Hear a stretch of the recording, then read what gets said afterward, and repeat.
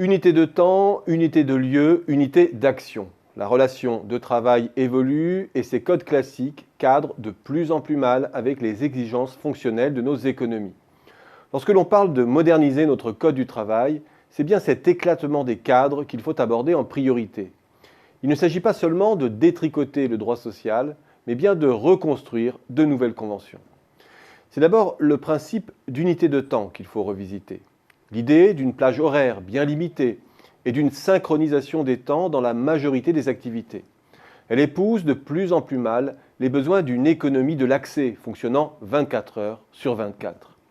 D'une économie qui se redéploie vers des services et des nouvelles fonctionnalités au détriment de biens dont la fabrication et l'usage étaient deux séquences bien séparables. C'est ensuite l'idée d'une unité de lieu qu'il faut revoir, l'entreprise comme cadre principal de l'organisation du travail et de la socialisation dans le travail. L'entreprise ne disparaît pas bien sûr, mais on ne peut passer à côté de certaines évolutions lourdes. L'effacement des frontières entre la vie professionnelle et la vie privée d'abord. Ces frontières sont traversées par l'accès permanent aux outils numériques polyvalents, qui permettent à tout individu de maintenir sa relation au travail en dehors du cadre physique de l'entreprise. Des outils qui permettent réciproquement de travailler et d'acheter à toute heure et en tout lieu, de communiquer en permanence, de surveiller sa santé, dans un flux continu d'émotions dont on ne sait plus si elles relèvent de la sphère du travail ou de l'intimité. L'atomisation de la relation de travail ensuite, ou l'ubérisation si l'on préfère. Au-delà des emplois de petits services qui s'accrochent aux plateformes numériques, cette tendance recouvre la montée en puissance des TPI sous-traitantes, de l'auto-entrepreneuriat, des missions courtes d'intérim, des CDD de mission ou de chantier, et tous les CDD ultra courts, ou encore, à l'étranger, les contrats 0 heure britanniques ou les mini-jobs allemands.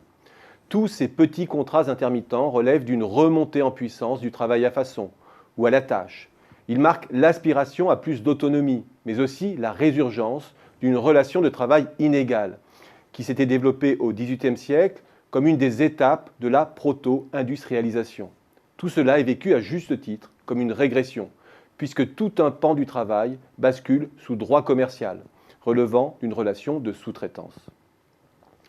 Unité d'action enfin, avec l'auto-entrepreneuriat, mais surtout avec les différentes formes de travail collaboratif, qui font du consommateur un coproducteur, un co-concepteur.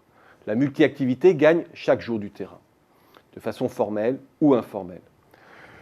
Le défi de la réforme du Code du travail, c'est d'abord cela. Gérer, premièrement, l'intermittence, répondre aux besoins de désynchronisation des temps de travail, de continuité des activités, sous une forme acceptable.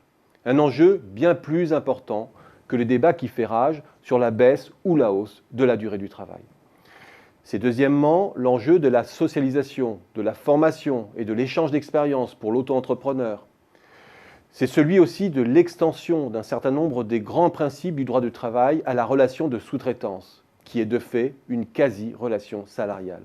Et c'est précisément ce qui vient de se passer aux États-Unis, où les salariés précaires, employés par des entreprises sous-traitantes ou des agences d'intérim, peuvent être reconnus comme des salariés à part entière. C'est troisièmement tout l'enjeu de la monétisation du travail collaboratif, pour qu'il irrigue le circuit économique et sorte de la zone grise. Moderniser le Code du travail, c'est d'abord cela, sans garantie qu'il perde en épaisseur.